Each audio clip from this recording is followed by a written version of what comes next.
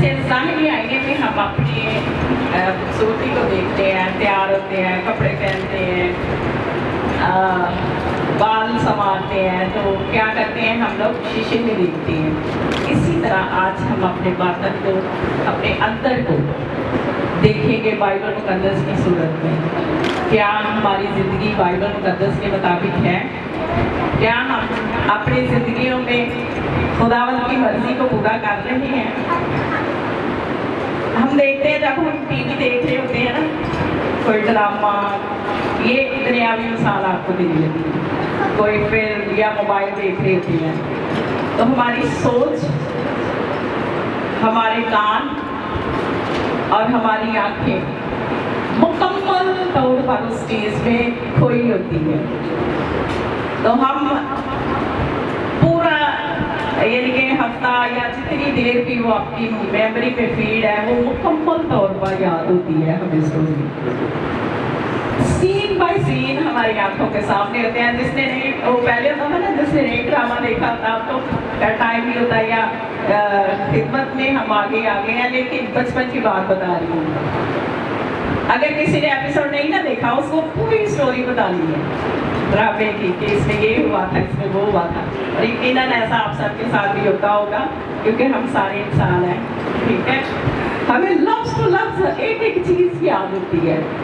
Sunday को हम message सुनते हैं, चर्च से बाहर भी करते हैं, तो वाह ज़रूर करते हैं, लेकिन याद एक लफ्ज़ भी नहीं होता, बस जोश से भरे होते हैं।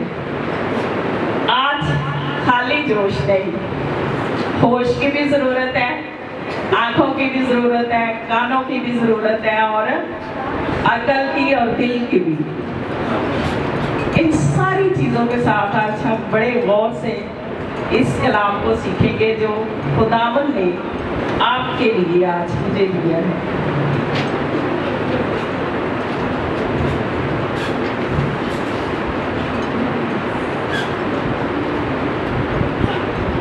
बाइबल मुकद्दस में से आज मेरे साथ हवाला निकालिए होशिया उसका 7 बाब और उसकी 7वीं आयत। होशिया 7 बाब और उसकी 7वीं आयत। हम आज कलाम मुकद्दस में से अपनी तरबियत और रहनुमाई के लिए पढ़ेंगे।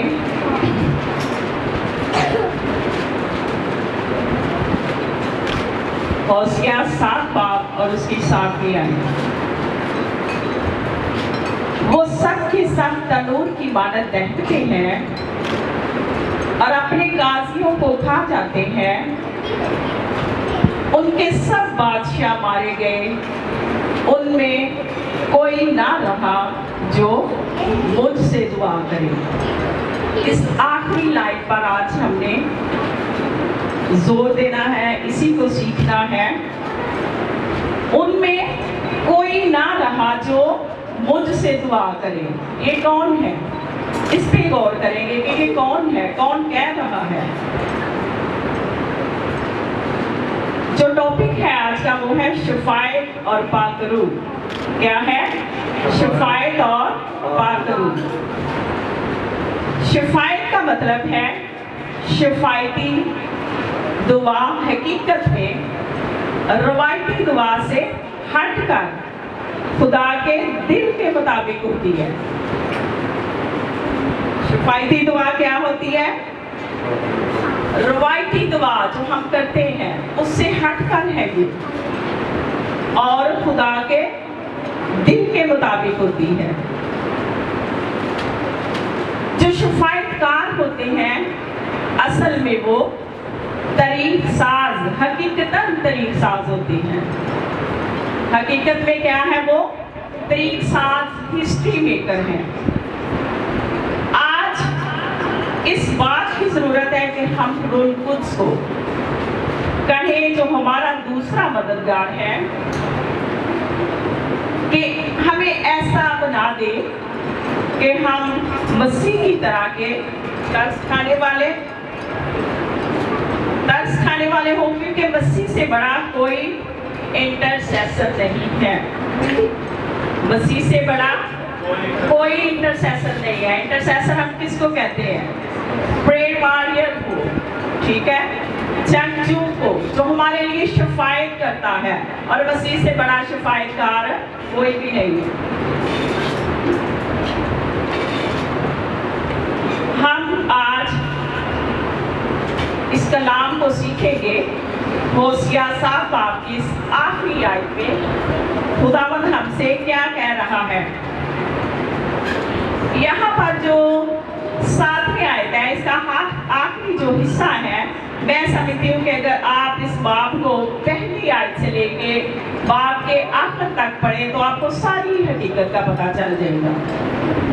इतना टाइम नहीं है कि हम पूरे बाब को पढ़ें, लेकिन घर जाके ज़रूर पढ़िएगा, फिर आपको समझ आ जाएगी कि खुदावंद क्या चाहता है और इस बाब में हमारे लिए क्या रहनुमाई है। होशिया नबी की मार्फत जो फरमाया गया है उसमें फोकस सिर्फ इस बात पर है कि उनमें कोई भी ना रहा, कि कोई एक भी नहीं रहा जो मुझसे दुआ करे। हालात जैसे भी होगा, क्या जैसे भी है, हम उन पर तवज्जो ना करें। आप जानते हैं कि हालात दिन ब दिन जो है वो खराब होते चले जा रहे हैं, लेकिन हमने इस बात पे फोकस नहीं करना। ऐसा क्यों हो रहा है और इसकी वजह क्या है? ये ऐसे हालातों वाक़यात क्यों हमारी जिंदगी में हो रही हैं? इन पर मातम भी हो रहा है, अफसोस भी हो रहा है, और इन सारी बातों की वजह क्या है? वजह यही है, हम जैसा हमने 7वीं आयत में पढ़ा, उनमें कोई ना रहा जो क्या करे, मुझसे दुआ करे। उनमें मेरे साथ बोलिएगा, ये आपने मेरा साथ देना है, इस तरह मैं कलाम को स्टॉप कर दूंगी, क्योंकि इस तरह आपको भी समझ आएगी और मुझे भी। क्या लिखा हुआ है? उनमें कोई ना रहा जो मुझसे दुआ करे। आप सुन लीजिए, इस लफ्ज का मतलब इंसानों के साथ राब्ता नहीं है, इंसानों के साथ जुड़ना नहीं है। ये मैं दुआ के बारे में आपको बता रही हूँ। इसका मतलब है इंसानों का खुदा से जुड़ना। क्या मतलब है? इंसानों का खुदा से जुड़ना, खुदा की सोबत में एक होना, मतलब तो खुदा की वननेस में एक होना। क्या होना? खुदा की वननेस में एक होना। दुआ, और फिर एक ऐसी दुआ जो शफायती दुआ हो। कैसी दुआ? जो शफायती दुआ हो। खुदावंद चाहता है कि कोई इंटरसेसर सामने आए। अब हमने यहाँ पे गौर करना है कि क्या हमारे अंदर कोई इंटरसेसर है? क्या हमारी ऐसी जिंदगी है? खुदावंद क्या चाह रहा है यहाँ पे कि कोई इंटरसेसर सामने आए, कोई दुआ करने वाला सामने आए। इसका मतलब ये नहीं कि सिर्फ दुआ करने वाले ही सामने आए, क्योंकि दुआ करने वाले बहुत हैं और दुआया ग्रुप्स भी हमने बहुत बनाए हुए हैं, दुआया मीटिंग्स भी हो रही है। और एक बार पंजाबी में कहूँगी, दुआवा भी हो रही ने ते दुहाइयां भी हो रही ने। दुहाइयां समझते हो ना?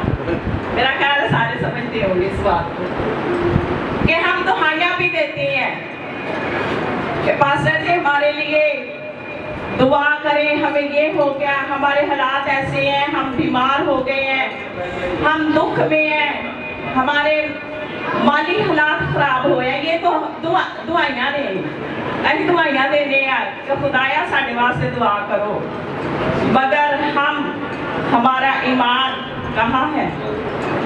हम अपने लिए क्यों नहीं करते शफायत? अपने खानदानों के लिए क्यों नहीं करते? खुदा क्या कर रहा है?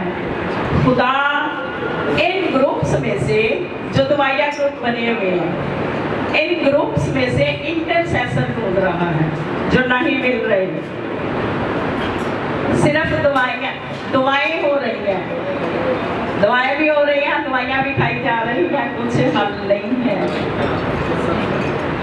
क्योंकि ये साया नबी कहता है कि कोई कमी नहीं दुआओं की। क्या ये साया नबी कह रहा है? कोई कमी नहीं है। पंजाबी में कोई थोड़ दुआवा भी नहीं। अगर तुम दुआ पर दुआ करोगे तो भी मैं चाहता हूं कि कोई तो सामने आए। कौन सामने आए? इंटरसेसर। कौन सामने आए? इंटरसेसर। जो इंटरसेसर के साथ, कंपैशन के साथ खुदा के हजूर आए। कैसे? इंटरसेसर के साथ, कंपैशन के साथ खुदा के हजूर आए। खुदा को कोई दवाइया रश की जरूरत नहीं है, और ना ही ये दवाइया रश जो है खुदा को कायल कर सकते हैं। इन तमाम दवाइया ग्रुपों में से कोई हिजकियेल की तरह, किसकी तरह? हिजकियेल की तरह का इंटरसेसर सामने आए। मैं समझती हूँ कि अगर शफायत करने वाला एक ही हो तो वो क्या है? काफी है। सही मायनों में, सिर्फ यहाँ से नहीं, दिल से अगर कोई एक इंटरसेसर सामने आए तो वही काफी है। सुन लीजिए, खुदाए सलूस इंटरसेसर के काम में खुद शामिल है। खुदाए सलूस क्या है? ट्रिनिटी को आप जानते हैं, जिसमें 3 एटनोम शामिल हैं। खुदा बाप, खुदा बेटा और खुदाए रूहुल कुद्स। खुदाए रूहुल कुद्स ये तीसरी शख्सियत है, और वो क्या करती है? हमारे लिए आहें भर भर कर, इस तरह आहें भर भर कर शफायत करती है। और इसमें क्या है? इसमें खुदा बाप इंटरसेसर को तलाश कर रहा है। खुदा का कलमा, खुदा की जात का नक्श, खुदा का बेटा सबसे बड़ा क्या है? इंटरसेसर है। ये आखिर में हमें समझ आएगी। ये मैं आपको फिर खोल के बताऊंगी कि किस तरह का वो इंटरसेसर था। सिर्फ प्रेयरफुल लाइफ, प्रेयरफुल जिंदगी काफी नहीं है, दवाइयाँ जिंदगी काफी नहीं है, बल्कि इसमें जो खास बात है वो है इंटरसेसर, प्रेयर वॉरियर। रोमियो 8 बाब 26वीं आयत में हम देखते हैं कि रूहुल कुद्स हमारा क्या है? इंटरसेसर है। इसको जरूर पढ़िएगा, यहाँ पे क्लियर है। वो हमारे लिए शफायत करता है, आहें भर भर कर। रोमियो 8 बाब में क्या लिखा है? आहें भर भर कर, रो रो कर, आंसू बहा कर हमारे लिए क्या करता है? इंटरसेसर, शफायत करता है। अगर खुदाई सलूस में इंटरसेसर की अहमियत है तो फिर हमारे अंदर क्यों नहीं? क्या हम उससे बड़े हैं? हमने कभी इन बातों पे गौर ही नहीं किया। चर्च आते हैं, रस्मी तौर पर कलाम सुनते हैं, दुआ करते हैं, हम समझते हैं हमारे पूरे हफ्ते की क्या होगी? तलाफी होगी। बस यही काफी है। हमारे अंदर वो दर्द क्यों नहीं है कि हम भी दर्द के साथ शफायत करें ताकि नई पैदाइश हो। दर्द के साथ क्या होता है? नई पैदाइश होती है। निजात का काम और बेदारी का काम होता है। बेदारी आती है इसके साथ, जब हम दर्द के साथ, दुख के साथ मोहब्बत से भरे हुए दुआ करते हैं, एक दूसरे के लिए, अपने लिए, अपनी कलीसिया के लिए, अपनी कौम के लिए। हमारे अंदर आज वो दर्द नहीं है जो मसीह यीशु में था। आज हम ऐसे दौर से गुजर रहे हैं कि हम सिर्फ अपनी अपनी मिनिस्ट्री में गुम होके रह गए हैं, अपने अपने नाम, अपनी अपनी जात, इन सब चीजों में गुम होके रह गए हैं, और खुदा के काम को हमने सिर्फ एक साइड पे रख दिया है। याद रखिए, शफायती दुआ रवायती दुआ से क्या है? हटकर है, फर्क है इसमें। जो हकीकत में खुदा के दिल के मुताबिक होती है। शिफायती दुआ क्या होती है? खुदा के दिल के मुताबिक होती है, क्योंकि शिफायतकार जो है वो तारीख साज होते हैं, हिस्ट्री मेकर होते हैं। मेरे अजीजों, खुदा से रहनुमाई मांगिए और रूह कुद्स को अपनी जिंदगी में मांगे, ताकि वो आपकी मदद करे कि आपके अंदर ऐसा दर्द पैदा हो जाए जैसा दर्द और जैसी मोहब्बत मसीह यीशु में थी। क्योंकि मसीह यीशु से बड़ा कोई, क्या सीखा है हमने पहले, मसीह यीशु से बड़ा कोई इंटरसेसर नहीं है। याद रखें, प्रेयर वॉरियर जो हैं वो ज़मानों का आगाज करते हैं। क्या करते हैं? ज़मानों का आगाज करते हैं। ज़मीन पर इस वक्त तक कुछ नहीं होगा जब तक शफायत करने वाले उठ खड़े नहीं होंगे, इसी तरह पिसते रहेंगे। ज़बूर 115 और उसकी 15वीं और 16वीं आयत में लिखा है, तुम खुदावंद की तरफ से मुबारक हो। क्या हो तुम? खुदावंद की तरफ से मुबारक हो। कौन? किसकी बात हो रही है?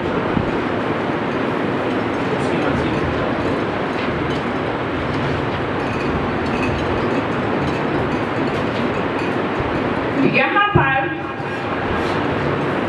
हम देखते हैं ज़बूर 115 15वीं और 16वीं आयत में, तुम खुदावंद की तरफ से क्या हो? मुबारक हो, जिसने आसमान और जमीन को बनाया। आसमान तो खुदावंद का है, लेकिन जमीन उसने किसको दी है? बनी आदम को। किसको दी है? बनी आदम को। तो जमीन पर उस वक्त कुछ नहीं होगा, उस वक्त तक जब तक शफायत करने वाले खड़े नहीं होंगे। जमीन पर किसने काम करना है? हमने। जमीन हमको खुदा ने दी है, हमने खड़े होना है। हम सिर्फ तमाशाई होने के लिए पैदा नहीं हुए या नहीं बनाए गए कि बस देखते रहे कि माशरे में क्या हो रहा है, या सिर्फ दूसरों पर नुक्ताचीनी करते रहे, कि बल्कि खुदा ने हमें इसलिए बनाया, शफायत के लिए। किस लिए बुलाया है? शफायत के लिए, क्योंकि लिखा है आसमान मेरा और जमीन आपको दी गई है। आज ऐसे हालात पैदा हो रहे हैं कि हम बजाय पाक रूह से रहनुमाई मांगे या उन तमाम हालात के लिए दुआ करें, हम अपनी सोच के मुताबिक चल रहे हैं। किसके मुताबिक? अपनी सोच के मुताबिक। अगर हम पर कोई जुल्म डाल रहा है तो हमें क्या करना है? हमें खुदा की हजूरी में झुकना है, खुदा पाक रूह से मदद मांगनी है कि वो हम पर रहम करे, बल्कि हम क्या करते हैं? एहतजाज भी उतर आती है। जो असल काम करना है वो हम नहीं कर रहे। हमें चाहिए कि हम अपने खानदानों के लिए, अपने कलीसिया के लिए, अपने चर्च के लिए, अपने कौम के लिए दुआ करें, शफायत करें। आप बाइबल मुकद्दस में पुराने अहदनामा में देखते हैं कि मलका आस्तर ने किस तरह अपनी कौम के लिए शफायत की, किस तरह उसने अपनी कौम के लिए दुआ की। सिर्फ एक ने स्टैंड लिया और खुदा ने क्या किया? हलाक कर दिया, कौम को बचा लिया। खुदा ने उसकी सुनी, क्योंकि उसके अंदर अपनी कौम के लिए दर्द था।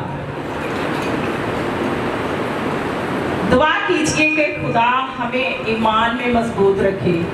आज के दौर में हम बहुत जल्द डामाडोल हो जाते हैं, बहुत जल्द कमज़ोर हो जाते हैं। सबसे पहले दुआ ये करनी है कि आप ईमान में मजबूत रहें, क्योंकि मुश्किलात तो आएंगी और मुसीबतें भी आएंगी, और इन तमाम हालात के लिए हमें क्या करना है?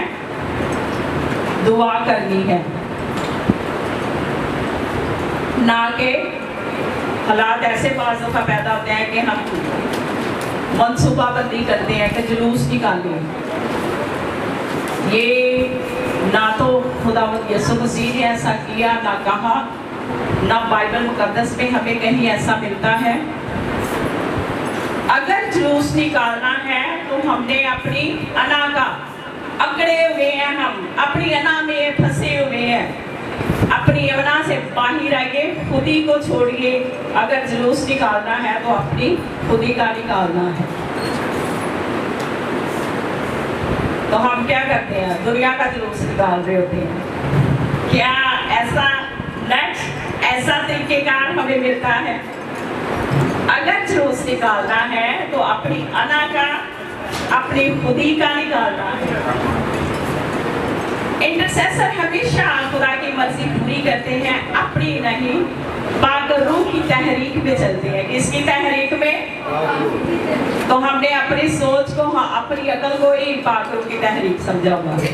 बाज दफा हम ऐसी बातें कर जाते हैं, जो समझदार है जब वो सुनता है तो सोच दंग रह जाती है कि ये बंदा अपने ख्यालात को पाक रूह के साथ मिला रहा है। होता है ना ऐसे, बहुत दफा ऐसे सुनने को मिलता है हमें।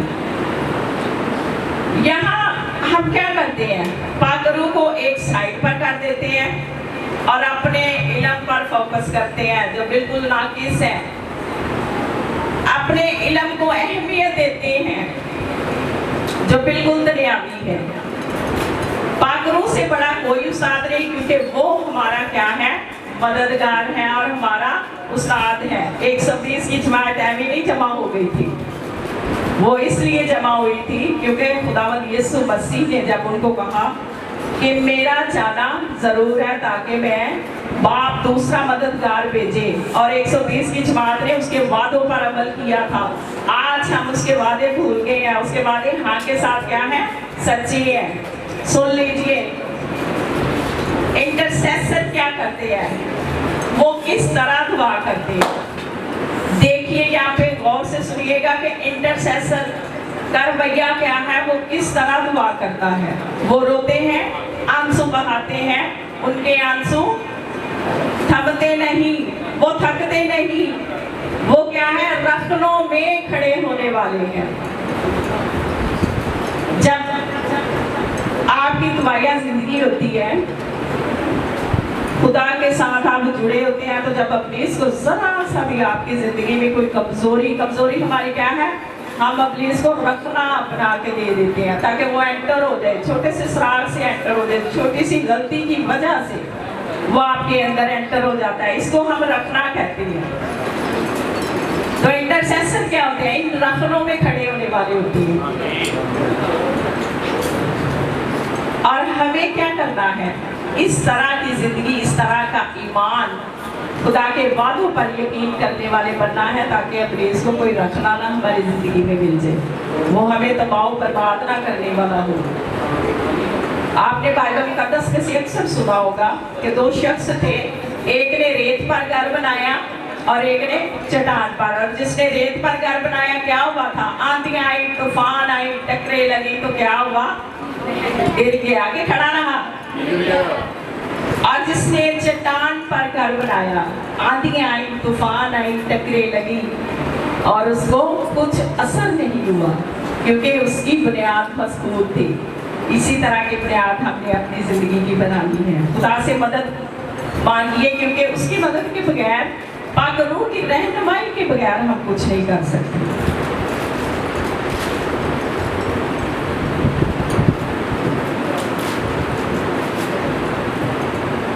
हमने पीछे क्या देखा है कि खुदा तलाश कर रहा है इस तरह के आंसू बहाने वाले, ऐसे दर्द रखने वाले जिनके आंसू रुके ना। हम दुआ तो करते हैं मगर ऊपर ऊपर से, यहाँ से सिर्फ खाली अल्फाज, कोई पावर, कोई पाकरों की रहनुमाई नहीं, कुछ नहीं। जब दिल से दुआ निकलेगी तब वो मकसद पूरा होगा। बाज़ दफ़ा हम सिर्फ अपने मकासद के लिए दुआ करते हैं, एक बड़ी सारी लिस्ट बना के खुदा के हजूर में रख देते हैं। खुदावंद ये भी कर दे, वो भी कर दे, ये भी दे दे, वो भी दे दे। खुदावंद देख रहा होता है कि यार ये बंदा कैसा है, इसे तो अपने आप से ही गर्ज है, और मैंने इसको किस लिए बनाया, मैं क्या इसमें तलाश कर रहा हूँ। कोई तो हो जो मुझसे दुआ करे, जो इंटरसेसर हो, जो आंसुओं के साथ, ऐसी आंसू जो रुके ना, मुसलसल बगैर रुकावट के हम क्या करते हैं, दुआया ग्रुप बनते हैं चर्चिस में अक्सर, हफ्ता 10 दिन 1 महीना 2 महीने ग्रुप चलते हैं, बाद में सब कुछ खत्म। इस तरह के इंटरसेसर नहीं, इस तरह के प्रेयर वॉरियर नहीं, मुसलसल। यीशु मसीह को आप देख रहे हैं, आप भी वैसा ही फिक्रमंद है जैसा वो सलीब पर हमारे लिए था। और इस तरह की दुआएं पता क्या होती हैं, जो ऊपर से निकलती हैं, वो सिर्फ फजा तक रह जाती हैं, ऊपर तक नहीं जाती, क्योंकि हम खुदा के मकसद को पूरा नहीं कर रहे, हमारे अंदर माफी नहीं है। ऐसे लोगों की दुआएं नहीं जाती, माफ करने वाले नहीं है, जिंदगी के अंदर खुदी है, अनाम है। इन सारी चीजों को खत्म करके हमने क्या करना है, ऐसी दुआया जिंदगी गुजारनी है जो दुआ आसमान पर पहुंची।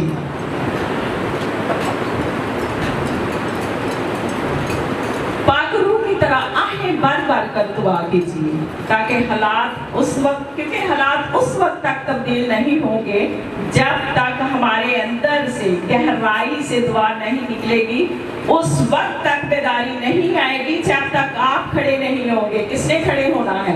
हम कहते हैं चलो कोई नहीं, पाजी साहब है दुआ कर रहे हैं ना, हम बस हफ्ते में 1 दफा जाते हैं, यही काफी है। नहीं, हम सब ने खड़े होना है, झुकना है, घुटने टेक ले, आंसू बहाए, गिड़गिड़ाए, शिफायत करे, ताकि आसमान खुल जाए, खुदा की मर्जी को पूरा करे, क्योंकि खुदा यही चाहता है। बाइबल मुकद्दस में अभी हमने पढ़ा है कि कोई ना रहा, कोई भी ना रहा। बार बार इसी आयत पे जोर दिया जा रहा है कि कोई ना रहा, कोई भी ना रहा, क्योंकि खुदा को कुछ नजर ही नहीं आ रहा। हमें खुदा का मनपसंद जो खुदा के और गुनाहगारों के दरमियान खड़ा हो, ऐसा शख्स, ऐसा इंटरसेसर जो खुदा के और गुनाहगारों के दरमियान खड़ा हो।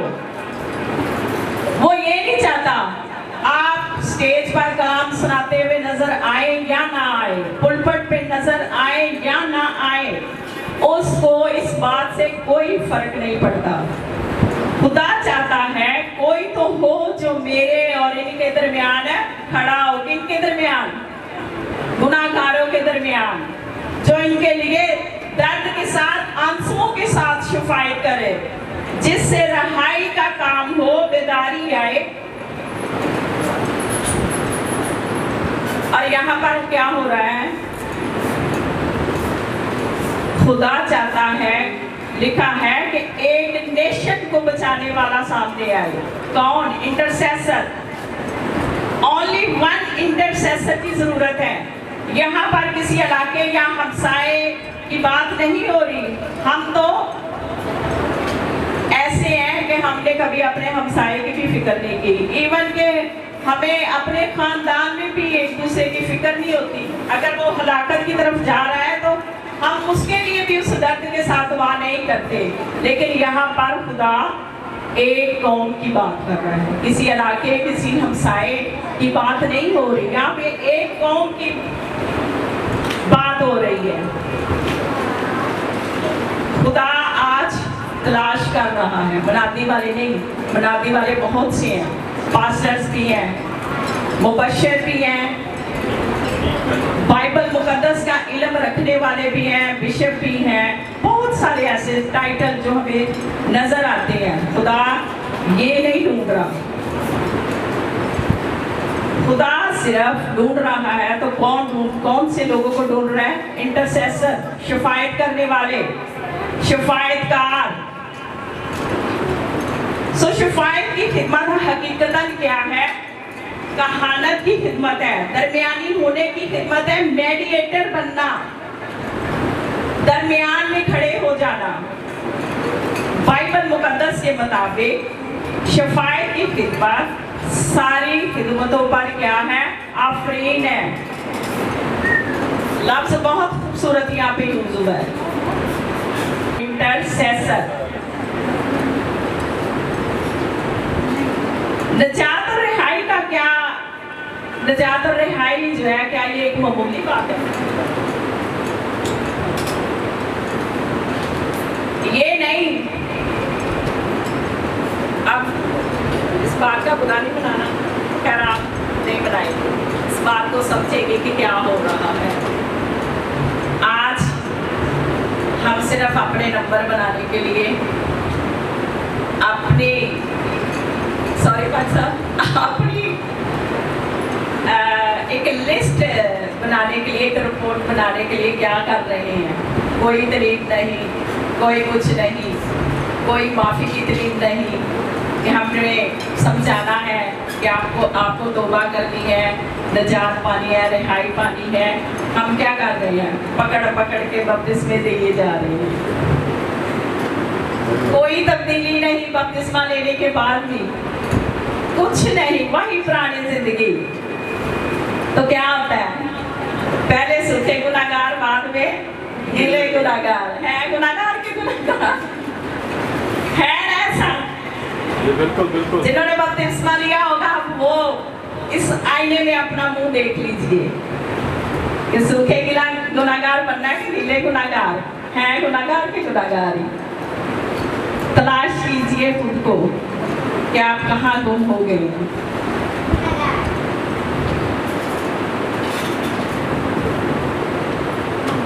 मैंने हमारे दूर के रिश्तेदारों में बात बताने लगी हूँ, शादी से पहले की, बहुत देर पहले की।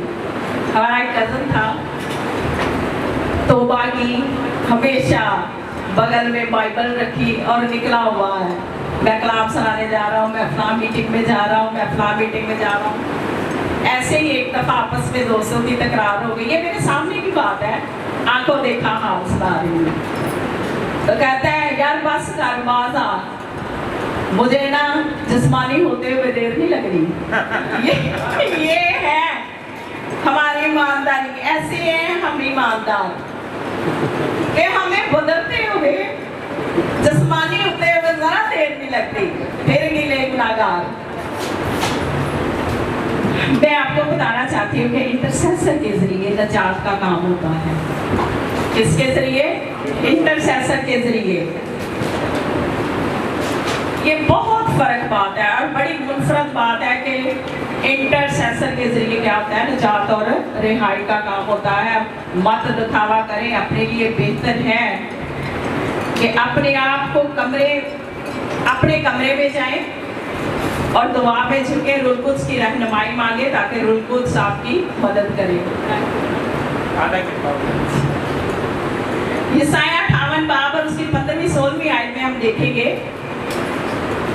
बल्कि पूरा बाब आप घर जाके पढ़ लीजिएगा। वहाँ पर ये 15वीं आयत से मैं पढ़ूंगी। वहाँ पर लिखा है रास्ती गुम हो गई, रास्तबाज गुम नहीं। इसमें क्या लिखा है 16वीं आयत में? रास्ती गुम हो गई, रास्तबाज नहीं गुम हुए। रास्तबाज हैं लेकिन उनमें रास्ती गुम हो गई है।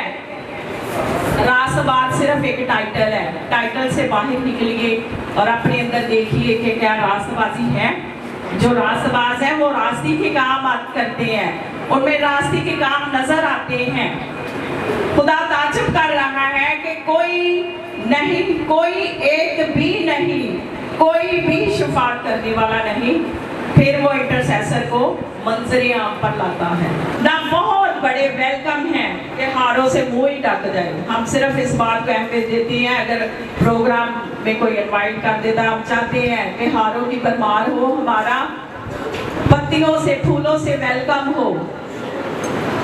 बाज़ दफ़ा ऐसा होता है कि अगर बुके ना मिले तो हम नाराज हो जाते हैं, लेकिन मेरा और आपका इंटरसेसर, देख लीजिए उसकी शक्ल।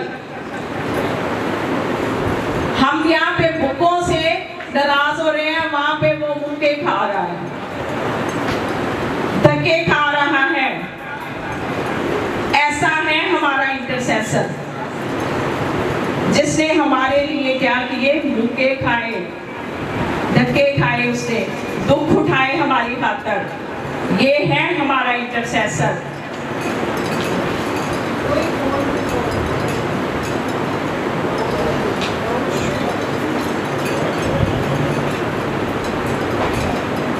ऐसे कामों से नाराज हुई है।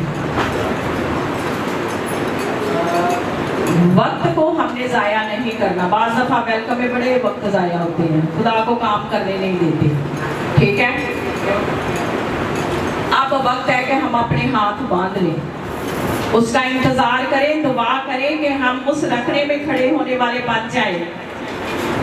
और जिस तरह खुदा पाक रूह हमारे लिए आहे भर भर कर दुआ करता है, हम भी ऐसी दुआ करें, अपनी खुदी से निकले। पर यहाँ लोग अपनी जात से नहीं निकलते, अपनी जात की खातिर क़यादत में चलने के लिए तैयार नहीं, अपनी जात की खातिर चर्च छोड़ देते हैं, चर्च पर चर्च बदलते रहते हैं, मगर खुद तब्दील नहीं होते। हम पास्टर को कहते हैं कि फलां ठीक नहीं, ये चर्च ये है वो है, लेकिन खुद अपनी जात से तो अभी तक बाहर ही नहीं निकले। तब्दीली इस तरह नहीं आती, तब्दील होने की कोशिश करनी है। शफायत हकीकत में अपनी जात से निकलना है। शफायत क्या है? हकीकत में अपनी जात से निकलना है, अपनी खुदी का इनकार करना है, अपने सताने वालों के लिए दुआ करनी है, अपने दुश्मन के लिए दुआ करनी है। मेरा और आपका इंटरसेसर हमें यही सिखाता है, क्योंकि मेरा यस्सु शफायत की खिदमत के लिए अपनी जात से निकला, उसने अपने आप को खाली कर दिया और देखो वो कितना नीचे नीचे होता चला गया कि वो हमें ऊपर कर सके। फिर खादम की सूरत इख्तियार की, इंसानों के मुशाबे हो गया, ये तो और भी नीचे होने की बात है। ये है इंटरसेसर, अपने आप को और नीचे कर दिया। पर हम कहते हैं कहाँ तक बर्दाश्त करें। अगर कोई बार बार हमें सताता है तो हम क्या कहते हैं, कहाँ तक बर्दाश्त करें। आज मैं आपसे कहना चाहती हूँ, लिखा है उसने यहाँ तक बर्दाश्त किया कि सलीबी मौत गवारा की, ताकि हम बच जाए। ये है इंटरसेसर। खून में लथपथ, कांटों का ताज पहने हुए, जख्मों से चलनी। जरा अपनी आंखों के सामने वो तस्वीर खींचिए, अपने जहन में सोचिए कि किस हालत में वो था। छली बदन के साथ सलीब पर लटकते हुए सबसे पहले उसने जो अल्फाज बोले, वहां पर इंटरसेशन शुरू होता है, निजात और रिहाई का काम शुरू होता है। सबसे पहले सलीब पर उसने क्या बोला? ऐ बाप, इनको मुआफ कर, क्योंकि ये नहीं जानते कि क्या करते हैं। इतने दुख की हालत में, जानकनी की हालत में, खून से लथपथ, जख्मों से चलनी, फिर भी हमारे लिए क्या कर रहा है? शफायत कर रहा है। यहाँ पे हमारे कोई एक थप्पड़ मार दे तो हम उसे कत्ल करने पे आ जाते हैं। वो जख्मों से चूर और हमारे लिए फिर भी शफायत कर रहा है। वो कहता है कि आए बाप, इनको मुआफ कर, क्योंकि ये नहीं जानते कि क्या करते हैं। वो कहता है क्योंकि मैं इनके लिए ज़बा होने के लिए तैयार हूँ, इनके लिए जान देने के तैयार हूँ। क्या बाप ऐसे इंटरसेसर की नहीं सुनेगा? जरूर सुनेगा। खुदा चाहता है कि हम सब ऐसे इंटरसेसर बन जाएं कि कोई एक नहीं, हम सब, क्योंकि ये खुदा की मर्जी है। इस बात पे गौर कीजिए कि समझिए, उस शायद को अपनी जिंदगी में लीजिए। किसको खुदा तलाश कर रहा है? सब अपने लिए कहिए कि खुदा तो मुझे तलाश कर रहा है, मैं हाजिर हूँ, मुझे ले, इस इंटरसेसर की खिदमत के लिए मुझे चुन ले, मेरी मदद फरमा। और पाक रूह की रहनुमाई में हम चले, पाक रूह हमारा मददगार ठहरे, क्योंकि पाक रूह के सिवा हम कुछ नहीं कर सकते। वो हमारा उस्ताद है, हमें सिखाता है, हमारा दूसरा मददगार है। ठीक है,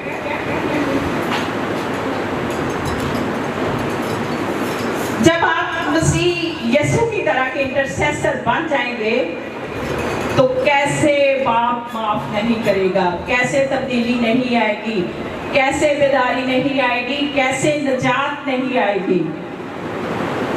हमने खड़े होना है अपने लिए, अपने खानदानों के लिए, अपनी कलीसिया के लिए, अपने हमसाए के लिए, अपने गली मोहल्लों के लिए, अपनी कौम के लिए।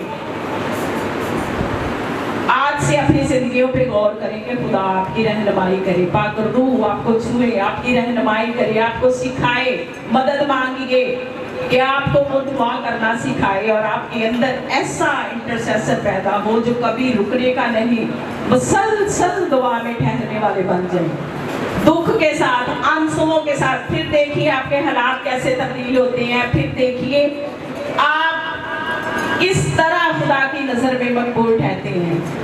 हमें तलाश करनी है, हमें सोचना है, क्योंकि जहन्नम हमारे लिए नहीं बनाई गई, इंसानों के लिए नहीं बनाई गई। ये तरीके की उन कुव्वतों के लिए बनाई गई है जो आसमान से गिराई गई थी। ये हमारे लिए नहीं है। हमारे लिए बस यीशु ने खून बहा दिया है, हमने बचना है। आइए आज इस खूबसूरत कलाम को अपनी जिंदगी में लें ताकि हम इस पर अमल करने वाले बन जाएं और खुदावंद की पाक रूह की रहनुमाई में चलने वाले बन जाएं। आमीन। खुदावंद आप सबको पूरी बरकत दे।